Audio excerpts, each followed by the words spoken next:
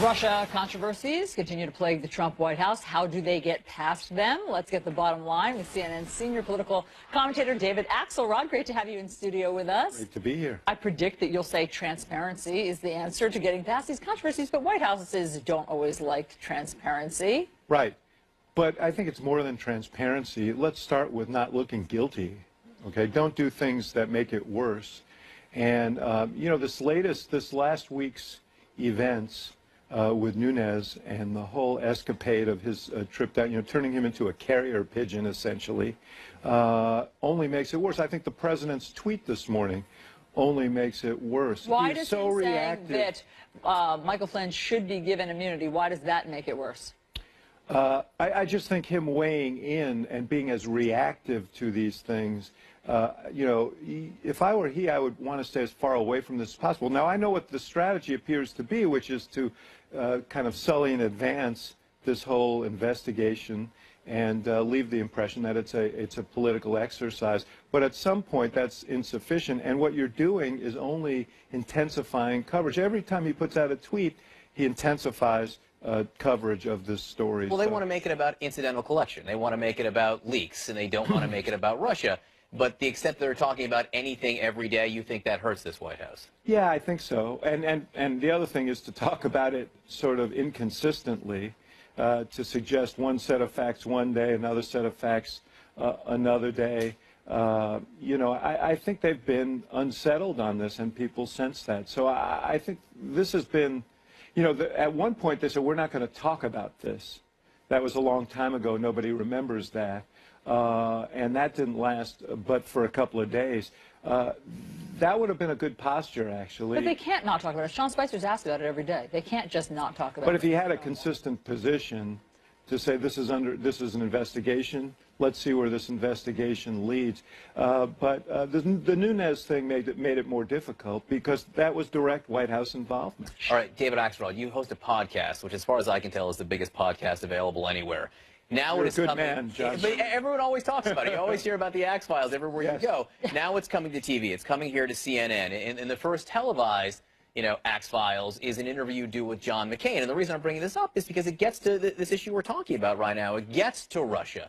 It gets to Vladimir Putin. And it gets to the ways that this administration and the Trump campaign before that were talking about it. So I want to play a little bit of a clip of you talking to Senator John McCain. Okay. If an American citizen were complicit with the Russians in trying to interfere in our elections, would that, in your view, be tantamount to treason? I think you would have to gauge exactly the circumstances. You know, there's one thing to have a conversation, it's another thing to plot together, but I think it would be something that individual would have to be held accountable. What did you think when you saw the president with Bill O'Reilly, when O'Reilly called Putin a thug and a murderer, and the president said, well, you think we're so innocent? Killer. What O'Reilly said, it stands out in my memory. He said, he is a killer. And the president said, well, aren't we killers too? That was so appalling to me, to have a moral equivalency between this fellow who is, I don't know how many deaths he's responsible for example, in Chechnya, where he put down any opposition with great killing. There were several assassinations just last week. Yeah, one guy was thrown out of a fourth-story window. So to state that there's some moral equivalency between an imperfect nation, that's the United States of America, and Vladimir Putin is appalling. I'm always struck in the Axe Files how you get people to confide in you, which is, you know, I admire that. One of the big But do they not think, is there something different about a podcast and TV? There is, because podcasts are conversations. They're not interviews. I'm not really looking to make news in these podcasts. I want people to know the person I'm talking to better, and it's particularly important to me when I'm talking. I ran a campaign against John McCain. I respect him deeply. I want to establish the principle that you can disagree on things and still respect each other and still have a good conversation. And that's what I tried to do here. You know, and he brings up this issue of Republicans. One of the big questions in Washington is how much are Republicans willing to take on this Russia thing? Do you have a sense of John McCain where he draws the line? Well, I think you saw him draw it. He drew it gently, but I think he gave us a clear sense that if there's evidence of collusion, of plotting together, if, for example, people in the campaign knew what was going to happen and were coordinating with the Russians, he obviously feels that. Look, he said that what the Russians did was worse than dropping bombs on our country. That's why I asked him the treason question. Once you establish that, then clearly collusion is a very, very serious offense.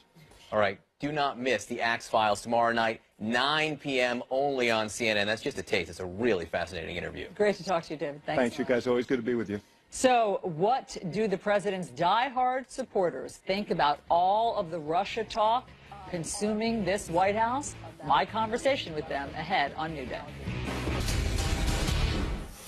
Now to another firestorm in Washington. Several media reports say officials inside the Trump White House gave classified Devin Nunes that showed incidental surveillance of Trump associates. So is the Trump White House colluding with the House Intelligence Chairman? I want to bring back our panel, David Gregory, A.B. Stoddard, Jeffrey Toobin. Let me put up this timeline so everyone gets a sense of what we're talking about here. It was on March 15th that President Trump said that wiretap evidence might come up over the next 2 weeks, some kind of foreshadowing there. Then on March 21st, Chairman Nunes visits the White House complex. On March 22nd, Nunes goes back to tell Donald Trump something that he apparently learned the day before, maybe at the White House. And the press. On March 23rd, Sean Spicer talks about Chairman Nunes getting information from inside the White House. He says the idea of that doesn't make a lot of sense, doesn't pass the smell test, he said. And then on March 30th, that was yesterday, the New York Times comes out and says that Chairman Nunes got intelligence from the White House. Peculiar, David Gregory, a peculiar timeline there. The president seemed to know something was coming. Chairman Nunes went to the White House to get something, then went and told the president later on about that something. Well, the president said that there was illegal spying, that he was wiretapped at Trump Tower and laid that at the feet of President Obama. That's criminal activity that he was alleging that no one supported him on. There's been no substantiation for that. And now you have the Intelligence Committee chairman making contact with White House officials, reportedly someone in the counsel's office and the NSC staff office, handing him this intelligence that shows incidental contact. And I'd bring Jeff in on this right away, showing that presumably there is a FISA warrant and perhaps there's incidental names that are swept up into that were not redacted, were somehow revealed. And that's what they're claiming is justification for something improper. So that's where this timeline fits together, and it strikes me as just highly, certainly irregular and totally improper for White House staffers to be engaged in this. And the chairman has undermined his own investigation by going this route, but he's achieved that point, which is to try to change the subject to an area that a lot of people will be upset about, and that is the leaking of this information, dissemination of this information while the investigation is going on. What do you see, Jeffrey? Well, I mean, the whole thing is so bizarre. First of all, you have Nunes, the chairman of the Intelligence Committee, going on a clandestine mission himself to the White House, where he gets information from the White House that he claims exonerates the White House, which he then gives to Donald Trump. I mean, why doesn't Donald Trump get the information from his own White House? I mean, the idea of using Nunes as sort of this cutout to supposedly exonerate Trump. By the way, another bizarre aspect of this story is this information apparently doesn't exonerate the White House. Right. That this is the spin they're putting on it. It just shows yet more evidence of how Nunes is in way over his head, is not capable of running this investigation, shouldn't be involved, and they should get either another Republican in there to work with Adam Schiff, the Democratic leader, or better yet, give this investigation to an independent investigator.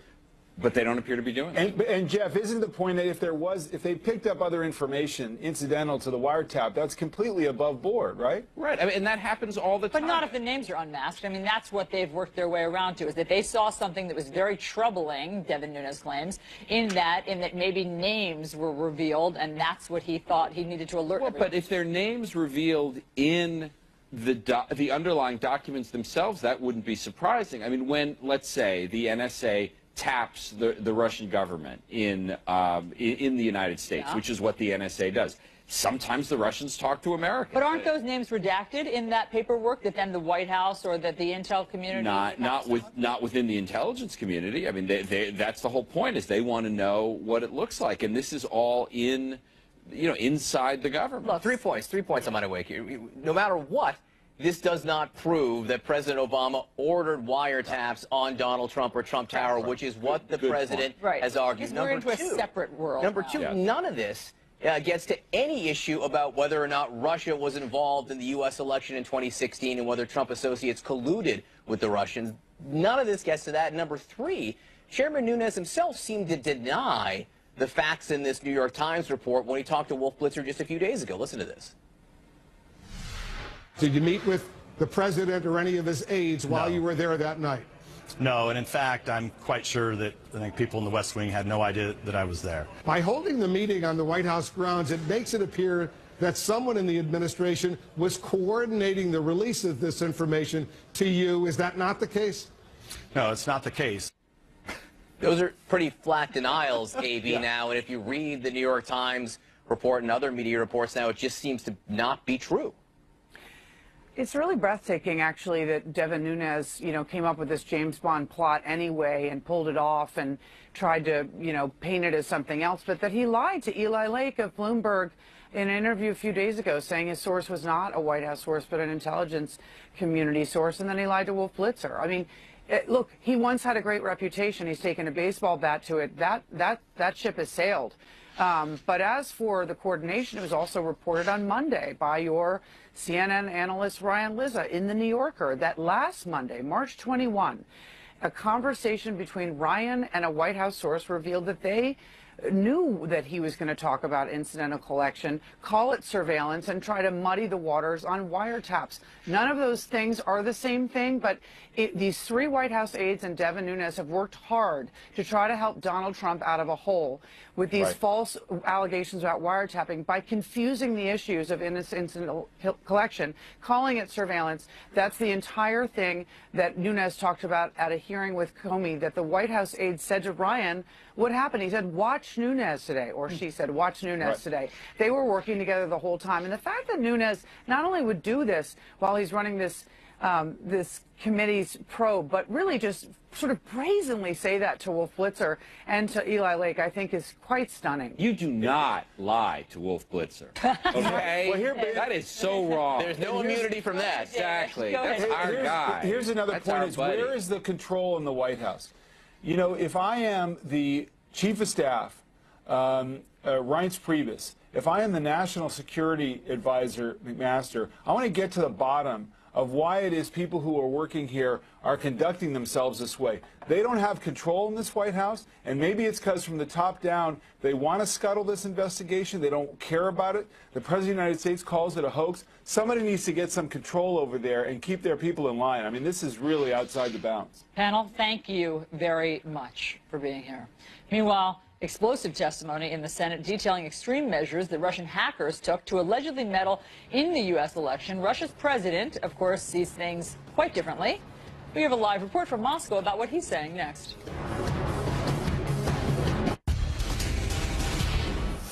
Now to part two of my Trump voter panel. How do President Trump's diehard supporters feel about the accusations of ties between Russia and Team Trump?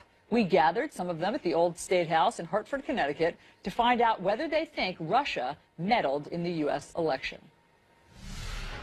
How many of you, raise your hands, are concerned about the Russia implications and allegations that you've heard? Why aren't you worried about any possible ties between the Trump team and Russia? Because that's what they're supposed to do during campaign. I mean, dozens of diplomats who meet with senators and congressmen. A lot of people misunderstood, I think, when Trump compliments Putin. You might respect them just because of what they've been able to accomplish. And if you look at Putin, even though we don't agree with what he does, as far as his agenda, he's done a pretty good job of accomplishing it in Russia. But people on the left have misconstrued that as meaning that Trump wants to be like Putin. But if you're saying it's business as usual, lots of people meet with Russian diplomats, then why didn't Michael Flynn and Attorney General Jeff Sessions disclose it? he came forward after and said that he had met with 10 or 12 other diplomats through the course, I don't remember if it was that week or that month. It's what they do. In the context of it's just what they do. Right. And, so I mean, it's we have this Russophobia like in place from the Cold War or something. I mean, the United States has wholesale surveilled hundreds of millions of its own citizens vis-a-vis the NSA situation that Edward Snowden revealed X number of years ago, and we're pointing our fingers all over the world at how bad this person is and how bad. Do you think meddling in their business? Do you think we're as bad as Russia? I don't think we're not even close to as bad as Russia. I don't know enough about Russia. All I know is when's the last time Russia actually did something terrible to the United States? Do you think that Ronald Reagan suffered from Russophobia? I don't know. I don't know. That's different. That's a totally different time. Totally different. Well, I mean, you had communism. You had. I mean, that was a totally different time in the world. I don't think comparing the Russia of Reagan to the Russia of today. Does anybody here think that Russia meddled in the election? Possibly. I think that we have to be very careful with Russia. I feel that there should be a mutual respect between the United States and Russia. But I think that I am concerned, but I think that we should just listen to history in regards to Russia as far as walk softly and carry a big stick. What does that look like to me? Yeah. Is building up our own military, being in a negotiating place of strength and power. Look what happened when we went looking for trouble in the Middle East with weapons of mass destruction. Look what happened. It destabilized the whole region. When we start crossing other people's borders, meddling in their sovereignty at our own expense, the instability is grave and consequential. But the question is whether they meddled in our sovereignty. Well, I mean, so far everything we've heard is that they have not had any impact on what happened here. Wait a minute. Everything that we've heard is that more than a dozen intel agencies said they did meddle. Are you comfortable with that? Go ahead. They did meddle, and that they're still investigating this. Comey has said, though, that there's no proof. They did hacking. Comey has said, though, that there's no proof that there was any change in the outcome. So what? Are you comfortable that they tried? Well, I mean, the Chinese try, the North Koreans try. I mean, that's just part of international relations. We just accept that. Dealing with no, I'm not saying accept it. It's this collusion between Trump and Russia. That's what's false. They're basing collusion on whatever it is they have on Carter Page, Roger Stone, Paul Manafort, Michael Flynn. That's what the FBI is investigating. Left the administration. But what if he did something before he left? He got rid of him because he was ineffective. Very concerned about that. Why? Why are you concerned about it, Shania? Well, last time I actually spoke to you, we talked about General Flynn, and I said I was a General Flynn fan. I remember. Yes. I admired his, his record. He's a three-star general. I remember. And did your impression of him change? Well, I still respect that he, served the country in the past. But I would be lying to say I wasn't disappointed. He did make an error. He apologized for it, and he resigned.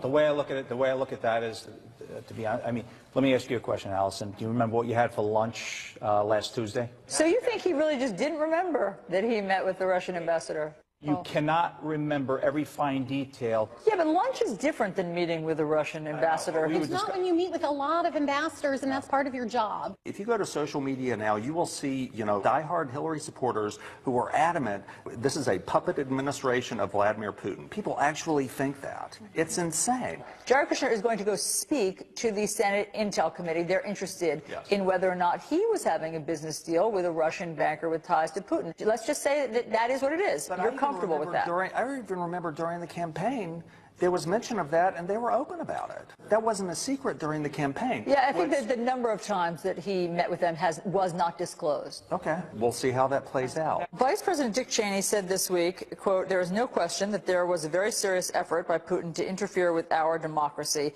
He said some would refer to that as an act of war. There's a certain level of interaction that's going on in the intelligence community between all nations where everyone is vying for. So you accept some meddling, you accept some spying. Even allies. Even because remember we were spying on Trump the center of it. We were spying on Angela Merkel. That's right. Why are we singling out Russia like they're so terrible? Do you not think that Russia is worse than Germany? I'm not really. I'm concerned about my own government. Russia, I don't think, is reading my emails. Russia's not intercepting my phone calls. Russia's not listening to conversations. Russia's not putting people in prison without indictment. Russia is putting people in prison without indictment. I'm talking about America. Well, we have I'm talking about reports. America. Yeah, I mean, come on. We're talking about Russia, what they're doing to their citizens or what they're doing to us. How about what we're doing to ourselves? I think we've got to get to the point where we let things like this whole Russia thing settle down and move on and let the man be president. It's stunning. You look at voters for a Republican president in 2016, they are unrecognizable from voters, past Republican voters in past elections. We're going to hear that from Senator John McCain later. Second point I'll make, there was a Senate Intelligence Committee yesterday which almost seemed to be reaching out to everyone on that panel, except for Tonia, who seemed to be concerned about the Russians, and say, you better be concerned about this. The Russians are trying to break into this election, influence the election. It may have been the Democrat side this time, but next time it could be the Republicans. This matters. And these people, they did not seem to be national security experts ahead. President Trump's fired National Security Advisor Mike Flynn says he has a story to tell, but he wants immunity to tell it. So let's discuss with CNN counterterrorism analyst and former CIA counterterrorism official Phil Mudd and CNN national security commentator and former chairman of the House Intel Committee, Mike Rogers. Mike, if you were still chairman of the Intel community, would you give Mike Flynn immunity?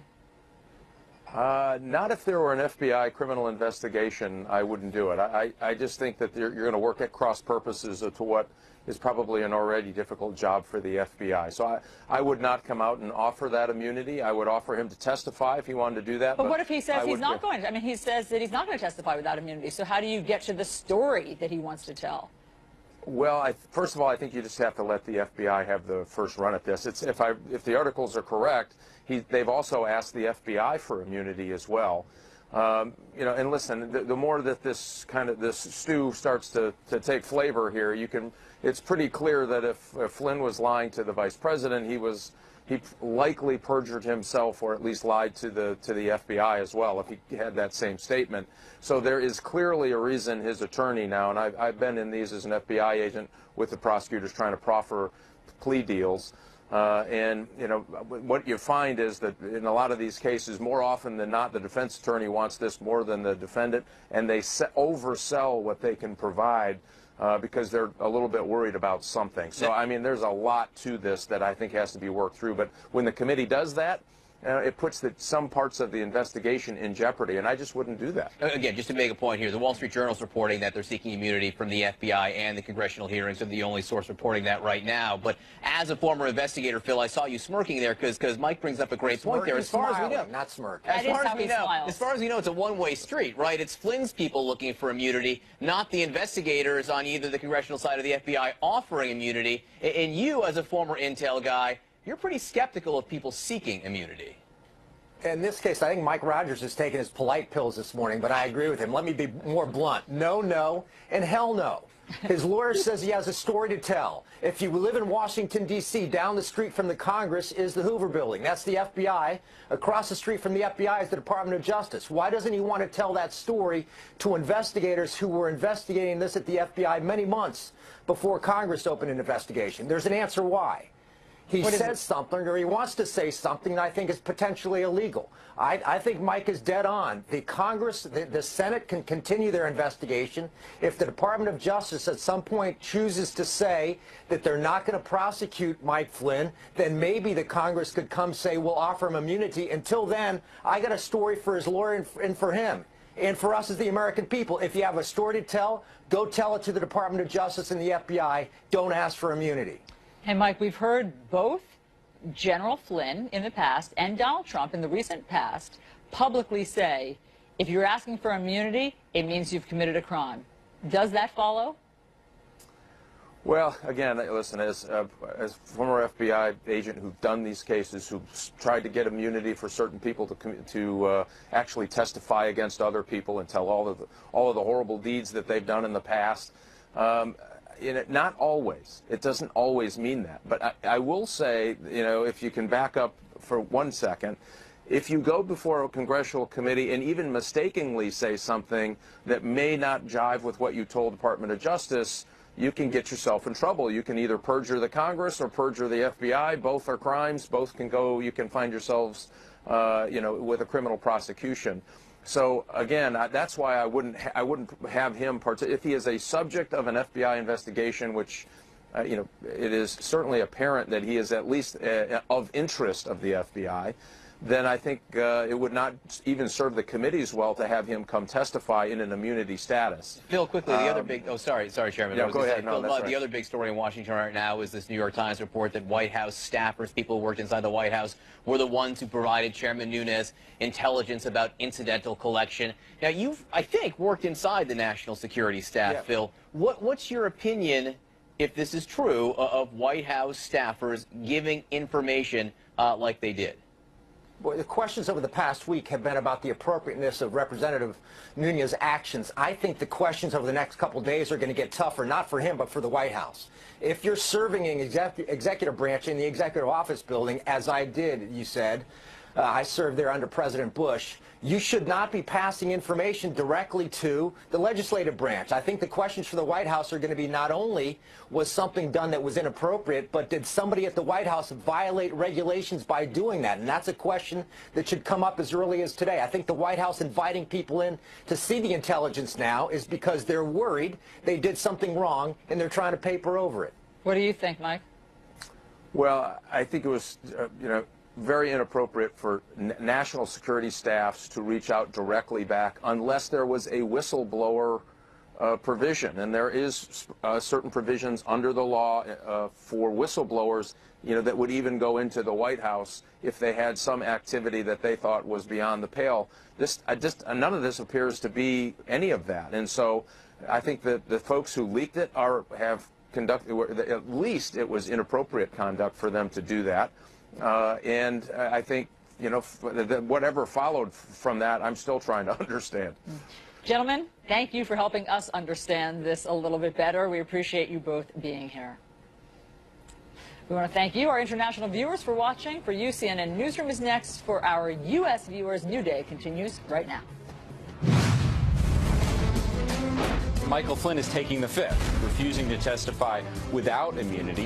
When you are given immunity, that means that you probably committed a crime. He has a story to tell if they're willing to cut a deal. Did you meet with the president or any of his aides while you were there that night?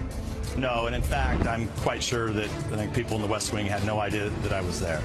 2 White House officials found the intelligence, provided it to Mr. Nunes at the White House. We invite the Senate and House ranking members and chairman to the White House to view that material. The timing certainly looks fortuitous, and probably more than fortuitous. It looks like a cover-up. I don't say it lightly. This is New Day with Chris Cuomo and Allison Camerata.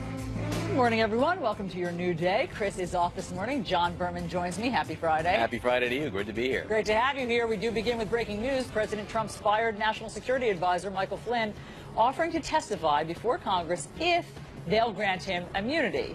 His lawyer says Flynn, quote, has a story to tell about Russia's alleged meddling in the U.S. election and possible ties to the Trump campaign. Meanwhile, the White House is facing a new firestorm this morning. Explosive new reports revealing it was White House staffers who gave the House Intelligence Chairman, Devin Nunes, those confidential documents about incidental surveillance of Donald Trump associates. We've got a lot to cover on day 71 of the Trump presidency. Let's begin with CNN's Sarah Murray, live at the White House. Michael Flynn seeking immunity. Sarah. That's right, John. Even more twists and turns as we dig into these Russia probes, looking into ties between Donald Trump's associates and suspected Russian operatives. Now, Michael Flynn, that ousted National Security Advisor, says his offer to testify comes with a catch. President Trump's fired National Security Advisor, Michael Flynn, offering to testify before congressional investigators if he gets immunity from prosecution. Flynn's lawyer saying in a statement, General Flynn certainly has a story to tell, and he very much wants to tell it should the circumstances permit. No reasonable person who has the benefit of advice from counsel would submit to questioning in such a highly politicized witch hunt environment without assurances against unfair prosecution. Flynn's lawyer saying discussions with both House and Senate committees have taken place, but so far the offer has not been accepted. The Trump administration is already battling allegations of collusion amid probes in both the House and Senate about Russia's meddling in the U.S. election.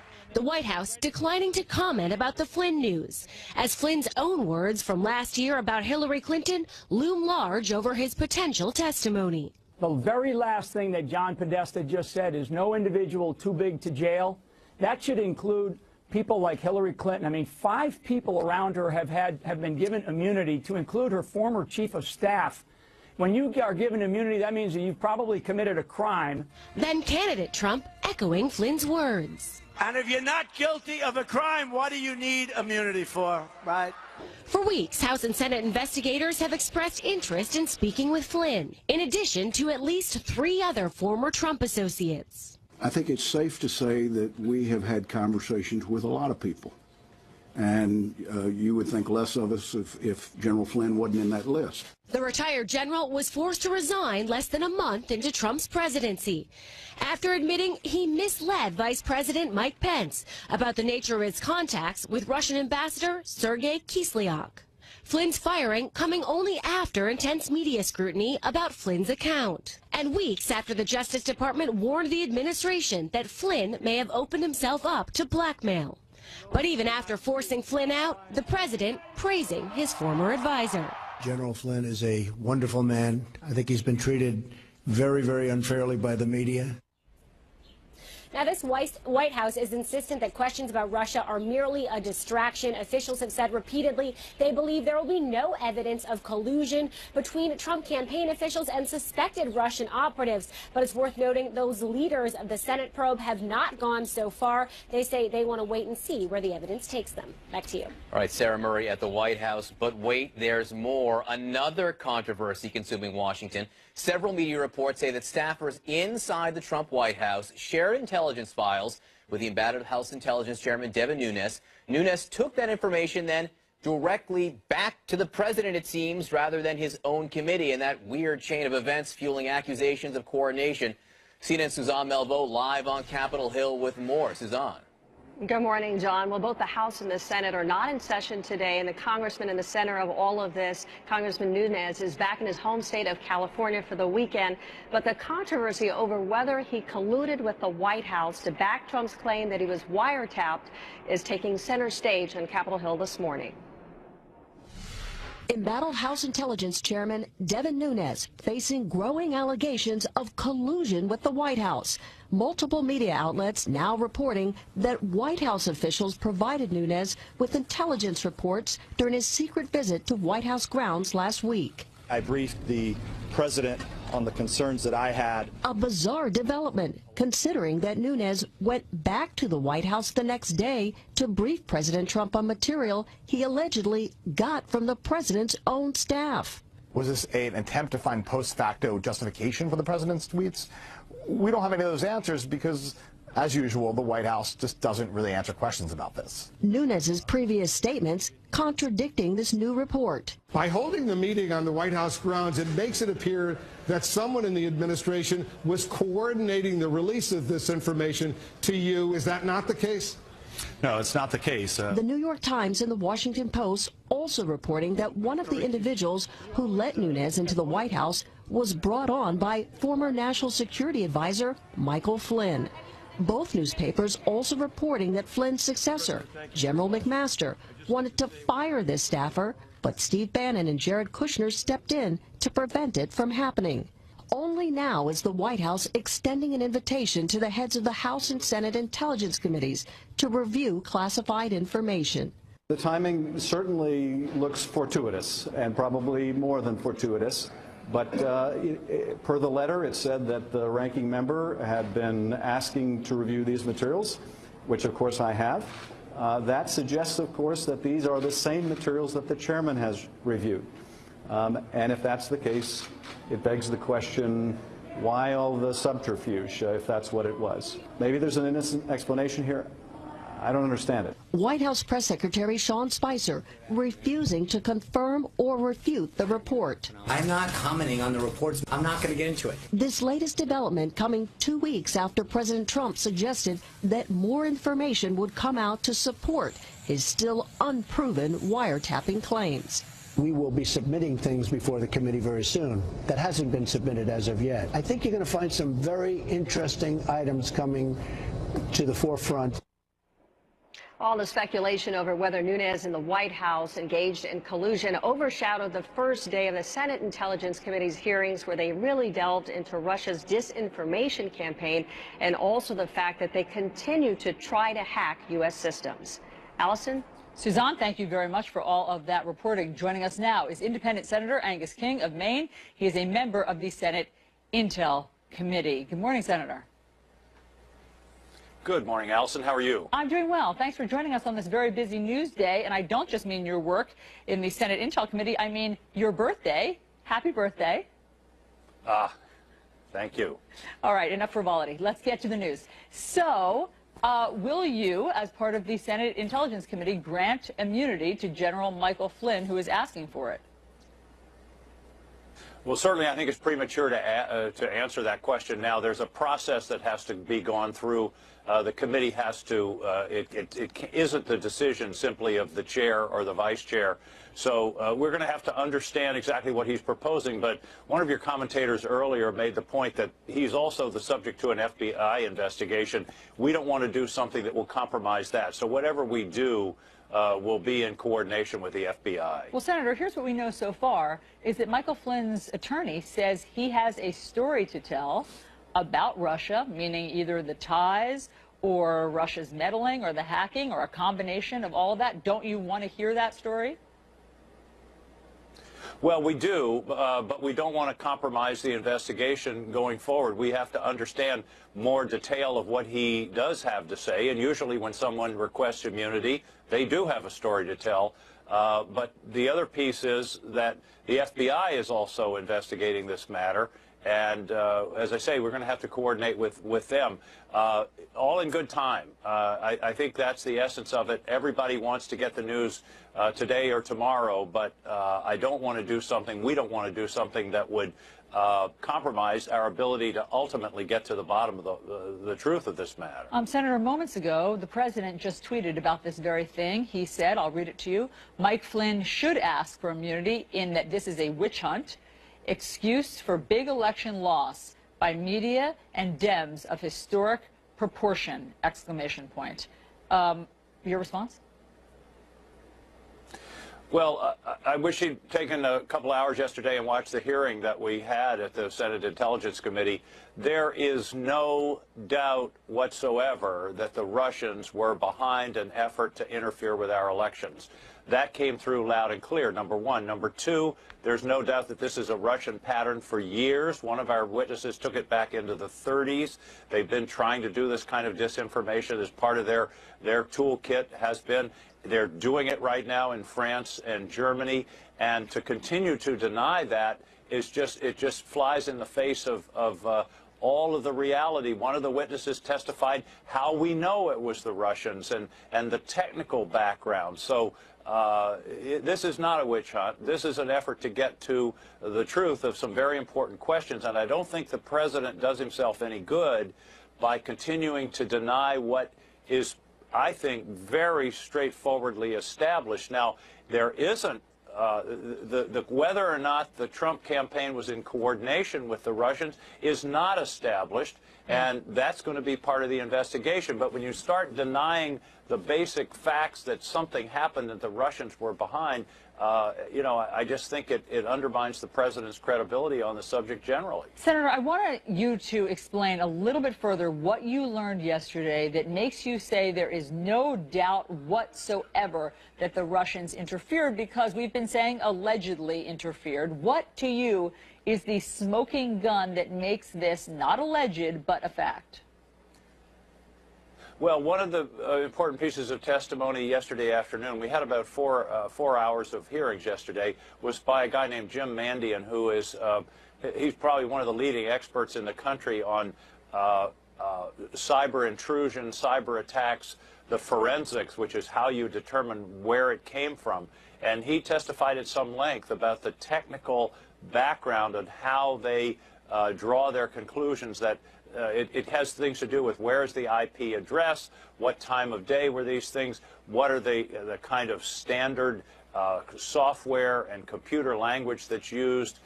This is a science, and I'm sure there's a bit of an art to it too, But also, this was the unanimous conclusion of the intelligence community way back last October. And again, part of the evidence is that they're doing it right now. We know that they're involved in the presidential campaign in France, trying to promote one candidate and trying to sully the reputation of the other. So I think that's established. And the longer the White House or the president tries to argue with that, like I say, it undermines the credibility then to go forward and say, yeah, but something may have happened, but we didn't have anything to do with it. Everything I've seen, and particularly it was underlined yesterday by the witnesses that we had, that this is, we know that the Russians were doing this. It was a very sophisticated operation. And by the way, one of the things that came clear yesterday is they're going to keep doing it. Buckle your seatbelts. This isn't a one-time deal in 2016. There was something else that happened yesterday at your hearing, another witness that said something very eyebrow-raising. This was Clint Watts, a national security expert. Let me play for our viewers what he said. Follow the trail of dead Russians. There's been more dead Russians in the past 3 months that are tied to this investigation, who have assets and banks all over the world. That means, Senator, follow the trail of dead Russians. Well, he was following conversation about follow the trail of the money, and there have been a number of deaths. Vladimir Putin's opponents have a way of turning up either dead or sick or in some kind of extremist. But were those people somehow connected to the U.S. meddling? I don't think you can make that connection. I'm not prepared to make that connection. They may have just been garden variety opponents of the regime in some way. So there may be a connection. I'm not ruling it out, but I'm also not saying that there was. So I think that's yet to be determined. One of the things we learned yesterday is there's a lot more to come. There is a lot of information out there. We're starting to dig into it on our committee. I think all of us have now been to Langley, to the CIA headquarters, and started to go through the classified documents I have. I know Marco Rubio has, many of the other members, and we're going to follow this thing where it leads. I think the other news from yesterday that, again, as you mentioned, sort of got buried by all the business about the House chair, was that we're really proceeding in a nonpartisan way. And I think that's really important. It's not going to be easy. There are going to be times when it's going to be a strain on that. But I think many of the members on both sides realize that Vladimir Putin is an equal opportunity bad guy. And he may have come after the Democrats this time, but he could just as easily turn around and come after the Republicans next time if it suits his purposes, not ours. Yeah. Very quickly, Senator, what do you make of the news this morning that Devin Nunes was provided the sensitive information that he saw at the White House by White House officials that we're not naming, but White House officials? Well, first, I sort of repeat what Chairman Burr said the day before yesterday at his press conference. I really want to focus on what we're doing and not get into commenting on what the House is doing. I think it's pretty clear that the chairman should not have gone to the White House in the midst of all this by himself without informing the rest of his committee. But as to how they sort that out and what the results are, the House is going to have to sort that out on their own. Senator Angus King, thank you very much for being on New Day. Have a great birthday. Thank you. John.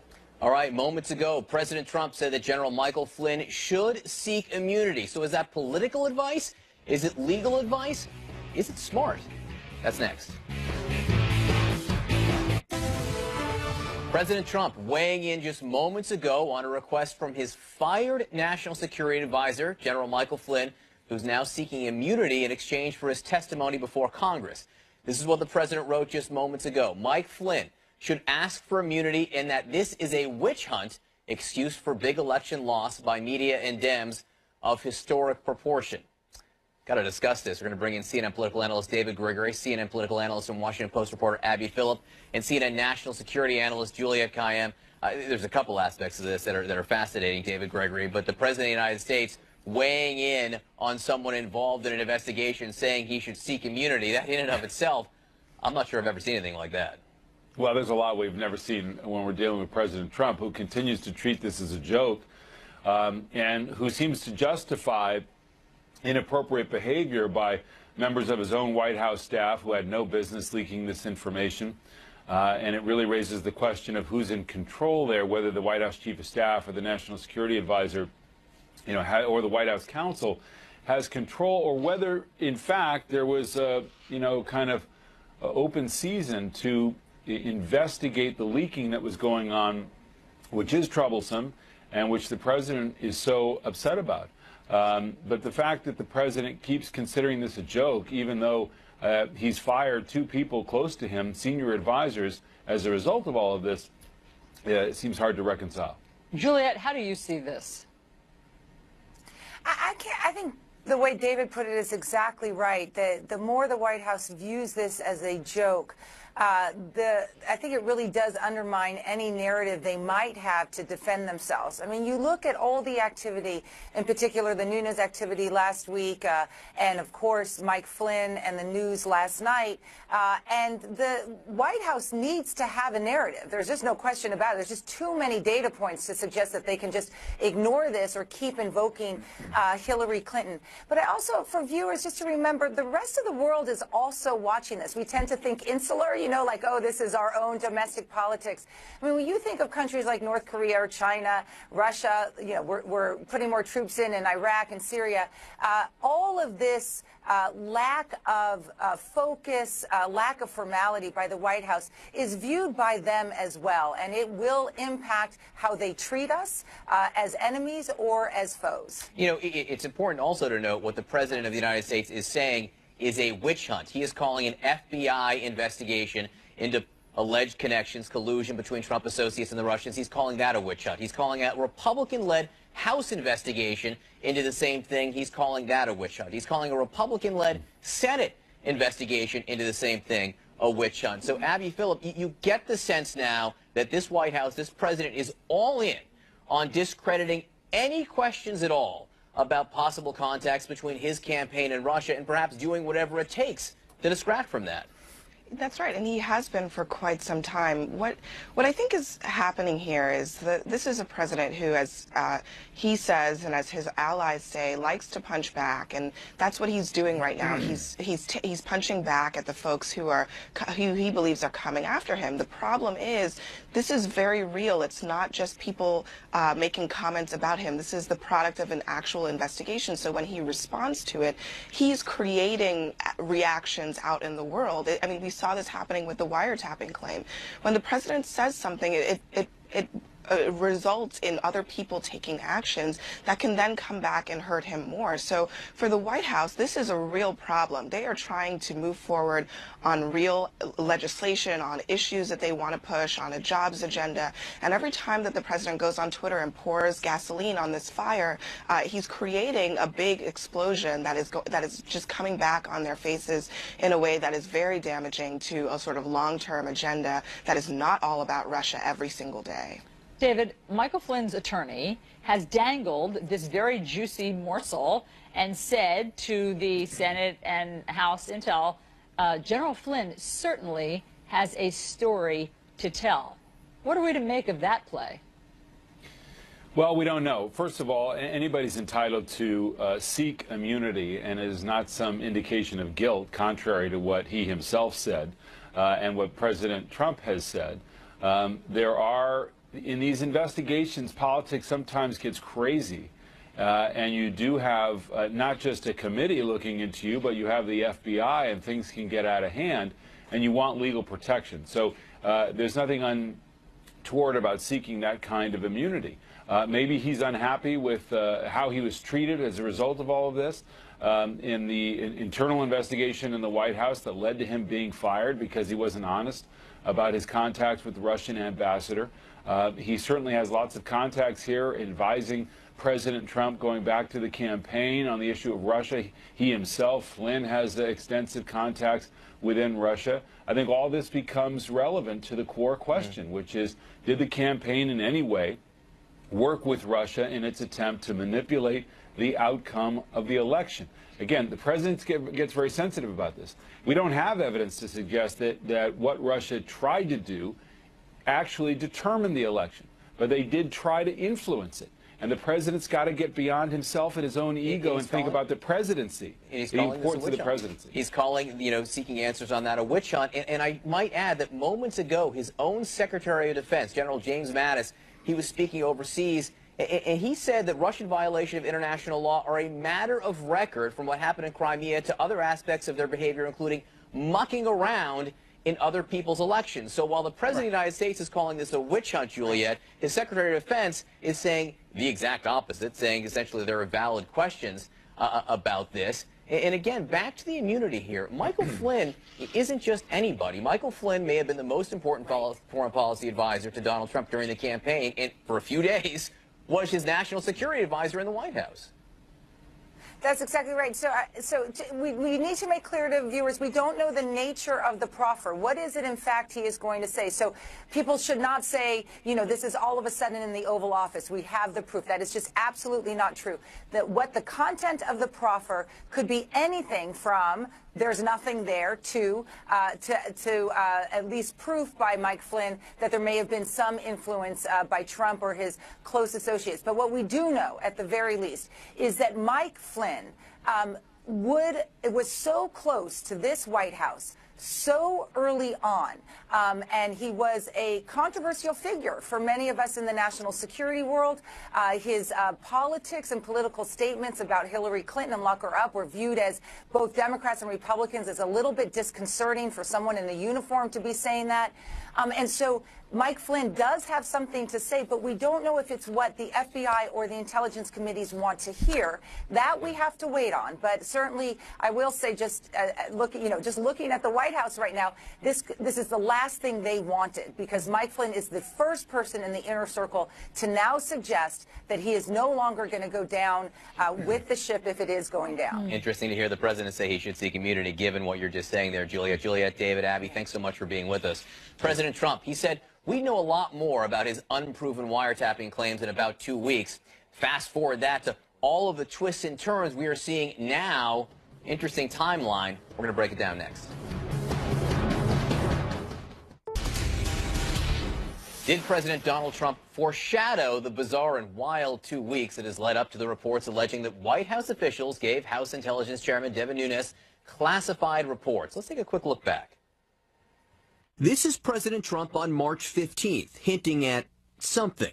I think you're going to find some very interesting items coming to the forefront over the next 2 weeks. On March 21st, pressed for evidence of the president's wiretapping claims, Press Secretary Sean Spicer might also have done some foreshadowing. Let's see how the week goes. The following day, March 22nd, the chair of the House Intelligence Committee, Devin Nunes. Do the president's diehard supporters think about all of the Russia talk consuming this White House? My conversation with them ahead on New Day.